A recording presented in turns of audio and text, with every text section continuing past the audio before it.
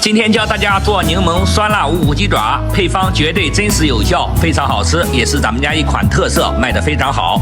谁骗人谁小狗，来拿个本记好了，朋友们。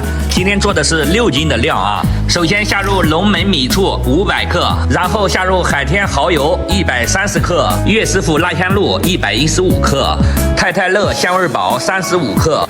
白砂糖180克，藤椒油130克，泡椒小米辣水75克，然后下入炒过的熟芝麻20克，花椒油50克，顶峰白醋100克，冬菇一品鲜35克，胡椒粉3克，太太乐鸡汁30克，然后搅拌均匀备用。准备泡椒小米辣75克，鲜小米辣50克，大蒜100克，鲜花椒65克，芹菜段50克，切好备用。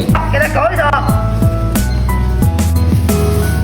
然后把咱们刚才开的料汁给它搞里头，然后柠檬切片加入里面，然后把我们自己熬的秘制辣椒油搞里头。没有这款红油的朋友也可以用炖可红油代替啊。然后敷上毛线膜，冷藏8个小时即可。